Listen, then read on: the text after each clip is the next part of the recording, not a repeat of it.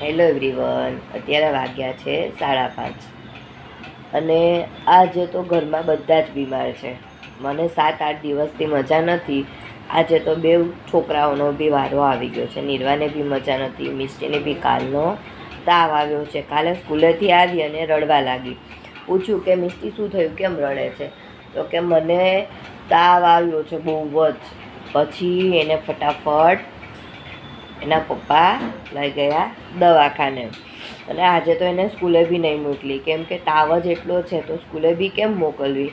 તો અત્યારે એ કરે છે આરામ. અને નિર્વાબેન છે એ હમણાં જ ઉઠી છે. એને બી ખવડાવી નવડાવી એને સુવડાવી હતી, તો હજુ એ ઉઠી છે. નીવડું ઉઠી ગયો દીકો? હે હા કહતો હતો કેમ હા કહતો દીકોને તાવલી આવી ગઈ છે. હે હે આ મિષ્ટીબેન તો અહીંયા સૂતા છે. થોડું અમથું ખાધું છે, દવા પીવડાવી અને હવે એ સૂતી છે. અત્યારે તાવ તો નથી, દવા પીવડાવી હતી એટલે દવા પીને સૂઈ ગઈ છે. તો હું તો 2 દિવસથી એટલી હેરાન થાઉં છું. તો મારી તબિયત સારી ને એમાં બે બચ્ચા બી બીમાર પડી ગયા. તો ડૉક્ટરે કીધું કે વાયરલ છે, ઘરમાં એકને થાય એટલે બધાને જ થાય. તો જેના ઘરમાં બી નાના બાળકો હોય, અત્યારે વાતાવરણ ચેન્જ થયું છે, જેના ઘરમાં નાના બાળકો હોય અને કોઈ કેર કરે એવું હોય તો પ્લીઝ ધ્યાન રાખો. તમને જો તાવ છે, શરદી છે, ખાંસી આવે છે તો બને ત્યાં સુધી તમારા બાળકોને તમારાથી દૂર રાખો.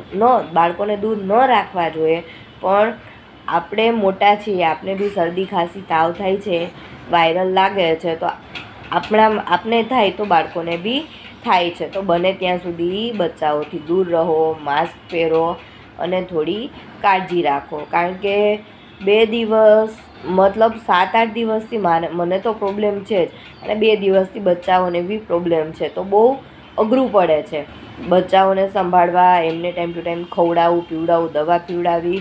અને મારું તો જો કે કંઈ ધ્યાન રખાતું જ નથી. ખવડાવવું, એમને જે ભાવે એ બનાવી દઉં છું, ખવડાવું છું અને બસ આમ ચાલે છે. તો થયું કે ચાલ આજે હું તમને 2 દિવસથી મારી સિચ્યુએશન છે એ શેર કરું. બાય બાય, મળીએ નેક્સ્ટ મિની બ્લોગમાં.